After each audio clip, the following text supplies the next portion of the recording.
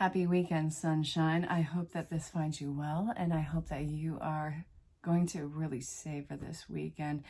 This is your weekend insight on life and love, and it's for October 31st, 2020, and also now November 1st, 2020. And if you're pulled to this at any particular time down the road, this could have some sort of message for you. So, that being said, this is a general collective reading. Don't force it to fit. If it doesn't fit, you either let it fall away or you ask questions about booking your own personal reading. I have the coronavirus sale that's going on until coronavirus is like a non-issue. And that's also extended to some various forms of healing work that I do. Ask questions. So if you're new to the channel, hit the bell for notifications and let's get this show on the road. I don't know about, okay, I was at the store earlier and I felt like I had to stock up. I felt like I needed to, I don't know, prepare for some sort of event. And it didn't feel like it was doomy or anything. It just felt like a storm was coming. And I had no idea because there's nothing in the forecast, but it felt like I had to prepare for something. And I was in the bread aisle and I just remembered, oh, it's election week. Okay, everybody's feeling intense and we're going to see what the outcome of that is. I don't want that to be something that terrifies you. It's just, you know, a lot of people are feeling intense about it because we have Trump, we have Biden. Cast your vote. Get your voice out there. So, I was guided to kick this reading off with not regular rider weight. I do have regular rider weight over here that is going to go into the reading. However, I was guided to actually kick this one off with the Wisdom of the Oracle from Colette Baron Reid. I'm a huge fan of hers. I love her work. I have some of her decks. So, the beginning and end based part of this part of the reading is peace and exchanging gifts. Now that seems good. The peace is something that is enveloping your world. And this may be, you know, your actual literal world, or it may be more figurative, like your view of the world, your immediate world, who's around you. But there's also something that you are presenting to them too. But I also see that this is a mutual exchanging of it, because it says exchanging right there. I'm actually getting that, yeah, there's going to be some sort of showmanship that's going on. And I think that it's playfully bringing out this almost, it feels like it's not a rivalry, but it feels like a friendly competition. Like, what can you do? Show me what you got.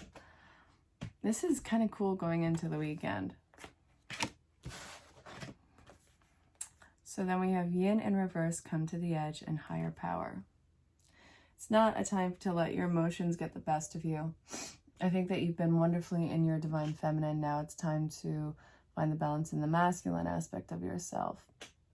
I also see the come to the edge, ready to leap into something new. And I do feel like that this is going to be something of, feels like some sort of spiritual actualization of a gift in your life. Recognizing your own magnetic output. Maybe it's well, I would go with vibe on that one. You know that that's really just the energy you are putting out, the vibe, the magnetic field. The exchanging gifts. There will be literally situations and people in your life that repel you. It just can't get there. I don't care how many people like them. Something about them doesn't sit right, and neither should you ignore it. So, connecting with spirit and having some sort of divine showmanship going on over the weekend. What? Like, what is going on? We have the full moon in Taurus on Halloween. Oh my God. And we had snow the day before. Oh my God. What is going on? This is a major astrological thing that's going on. I am a huge fan of Leo King. And, you know, I was talking about, you know, it's not going to be that Scorpio energy that we would normally have in this time. We're in the time of Scorpio. going to be wanting to lock down, be at home, be stubborn, bullheaded, all those things. Stop chasing what eludes you. Stop chasing some sort of false storyline about yourself. Stop trying to be so accommodating for other people. The reason that you are supposed to be you is because you're not them. I know, that's kind of going in a cluster, isn't it? But you're not going to win anyone's approval by trying to be some sort of watered-down B-rate version of somebody that they're projecting you out to be. Be the unique, quirky goofball, the A version of you that this is telling you to be. You don't need anyone's approval. You don't need anyone's thumbs up in this one. It's a nice little shallow part of validation, and it'll feel good for a hot second, but what comes after that? Are you going to keep begging for that sense of validation? Do you know how exhausting that is? This weekend, you're supposed to replenish your energies. You're supposed to breathe. So, what is going on? You're worried that you're not going to have enough for you in the future. You're working from a place of lack, which also means that when it comes to getting things like necessities that you need for yourself, you're going to start to not get the things that you actually want, thinking that you're going to have to save something for later. Even if you have the money right now, even if you know the money is coming, you're still working from a place of lack by just putting yourself on the back end with this. You're worried about the future. Keep pushing yourself. This is where I was going to bring in the regular rider weight. You're not out of the woods yet with something. I'm going to look more into this.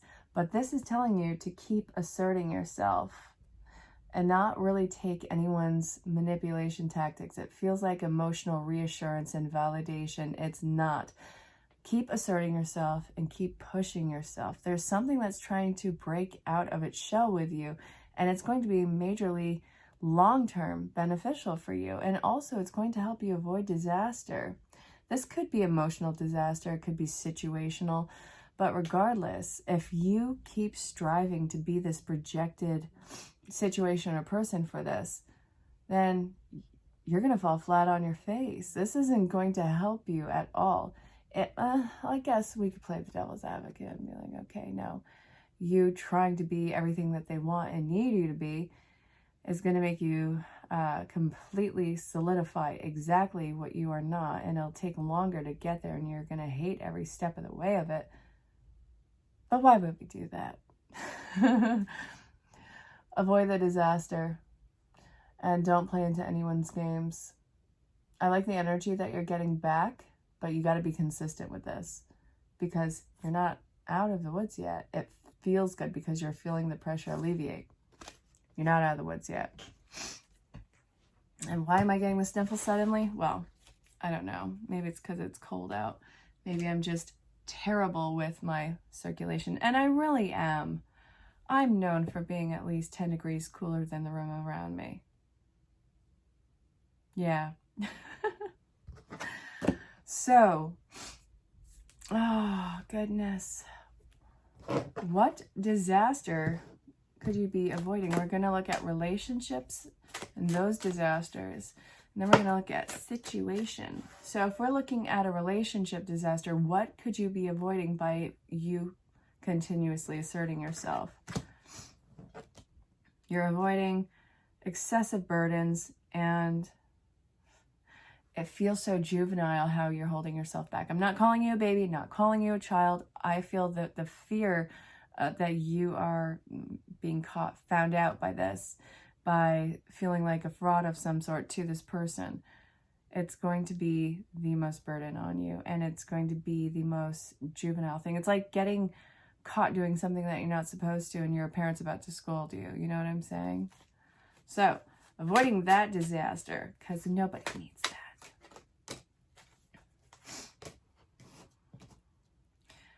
And besides, whatever the issue is with this person, it's not the changes that you need in your life. I feel like you've been striving so hard for this for so long, but it's really an illusion. These are not the big changes that are going to benefit you. And I see a lot of dead ends coming into play when it comes to this particular person. And again, this does not have to be romantic. This is somebody in your life. And this is somebody who feels like they have some sort of personal politics power over you. We're not going to play that game. I think one of the worst things that you can do is trying to get a campaign for people to hate somebody along with you. Hate them in solitude. And I'm not talking about abusive situations. Never am I talking about that. This is just the he said, she said stuff that you see in either business collaborations, even families. Yeah. The biggest way to lose somebody is to have them, well, push them to go a certain way. At least that's my personal opinion. I'm not a psychologist. So,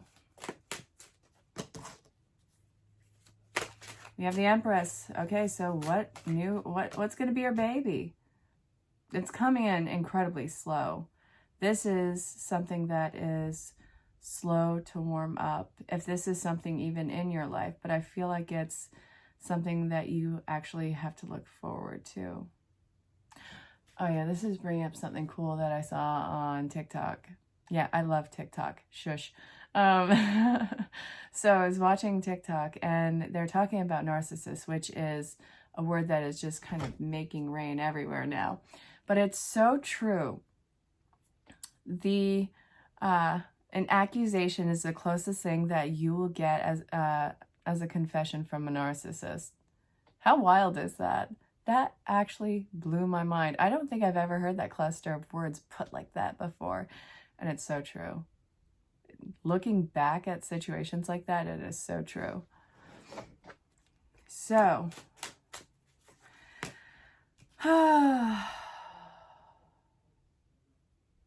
okay. So we have the Queen of Pentacles in reverse. And then we have all of these. Okay, wait, no, the Empress is upright.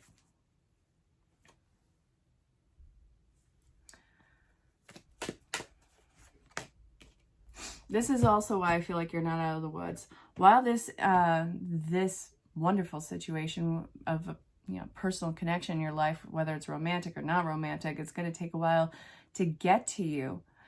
Between then and where you are now, you're going to have tests. You're going to have situations where you're going to be meeting people who seem compassionate, but they're going to be incredibly ungrounded, and that will be uncovered very quickly.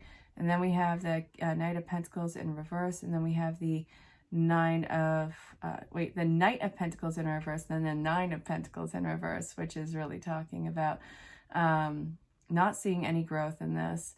And also, there's a huge feeling of dependency. This is something that you're going to be working on, aside from these tests, between now and then. This feeling of dependency, this feeling of needing to have some sort of void filled by an external person in your life. It's going to be dissolved. So this, my dearest, is what we're looking at on a personal level. If we're looking at a situation, whether it's career or just simple life situation that is not involving any particular person, what do you have to look forward to? The High Priestess, the desirable place or situation. And then we have this feeling that I feel like you obtain it by yourself. That is your power. So there's no real feeling that you can be rejected in this. You're not going to put yourself in a position to have somebody have that kind of power over you and be rejected. You are getting rid of that fear of disempowerment. All right, so why do we have the Three of Swords? What's stressing you out? What? I mean, I get it, stress and perseverance and consistency. Those are stressful. Nobody ever wants to talk about it, but seriously, I think that's why we, bog down and watch our favorite shows on repeat.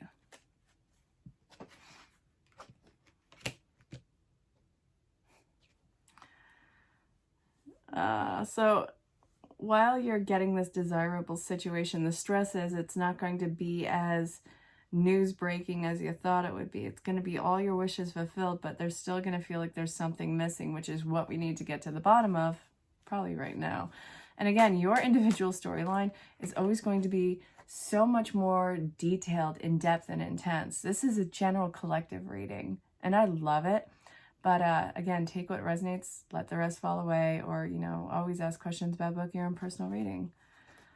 So why do you feel like something is missing? The world, something's not working right with you. We're going to get to this. We're going to do it, I swear. You feel like you don't deserve it. Something's missing. Okay, you feel like you don't deserve it. It doesn't feel real to you. That sucks. I don't like that. I don't want you to feel like that. Why does it feel this way for you?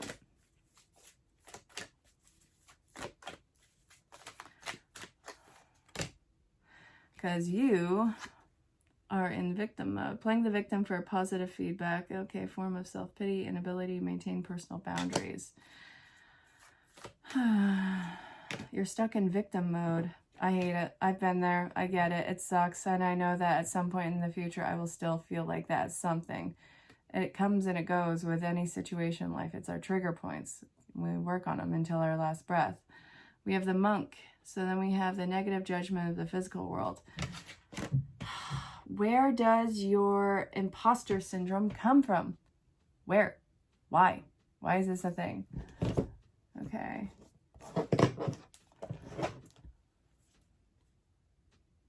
Oh. I was wondering what that noise was. It's my heaters. It's going to get down to 20 degrees tonight. All right, so divine magic. Okay. This is it. If everyone is special, no one is special. Out of almost 8 billion known people in this world, yes, you're going to be the one with divine magic and nobody else. That couldn't be further from the truth. Yeah, you have divine magic. And yes, you are divinely protected. And yes, that doesn't mean that other people don't have magic and that they aren't protected. You have something that's very unique and special about you that you have to protect, and it is protected. Your imposter syndrome is the fact that you think that you are just someone. And you don't feel like you are really that special by any stretch of the word. No, you really are. And there are people out there who have their own magic, but it doesn't take away from your magic. And I want you to be that boss that you are. And I know that this is coming to the surface. Whatever the situation is that you are taking control and power of, it's not just because you lucked out. It's because you stepped up. People in their magic, when they step up, do you understand how groundbreaking that can be? Do you know how many ancestral karmic ties you just broke? You did something that your ancestors didn't do. You broke a cycle. You took back your power. Now you're going to rock this life. Yeah, it's going to have its bumps along the way. That's not something I'm saying it's going to be all happy, rosy, and, rose-colored glasses. But you did some amazing work. And yes, you are one of almost 8 billion known people. And guess what? You have magic, and it's worth protecting. Okay, so now that we did that after school special, can you breathe? What do you have to look forward to that's on the other side of this? Come on. Where are we going? All right, Spirit, give me some amazing cards. We have this. Dream big, feel the victory. This is not a one-day shot. This is lifetime. And yes, it's going to evolve. It doesn't have to stay to one thing. But you have a victory. And I want you to own it.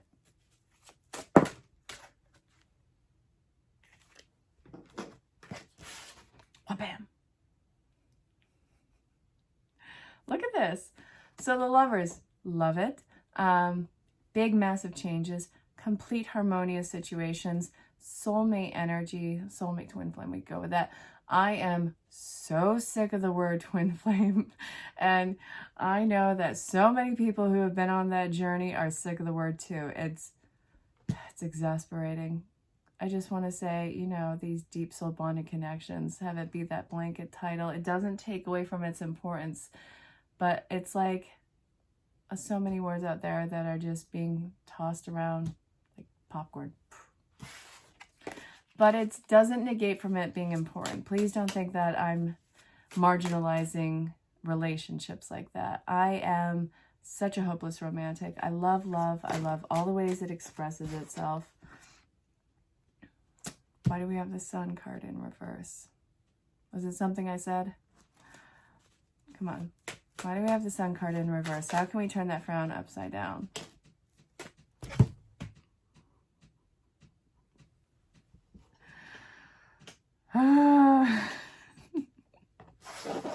How can we turn that frown upside down? Make the big changes. The keys to unlocking your happiness is you and making those choices, falling in love when it's right in front of you, showing your vulnerability, and marching forward, being that boss that you are. Spirit is so snarky. Okay, I hope that you have an amazing weekend. I hope that you rest, eat amazing food, and talk to some wonderful people.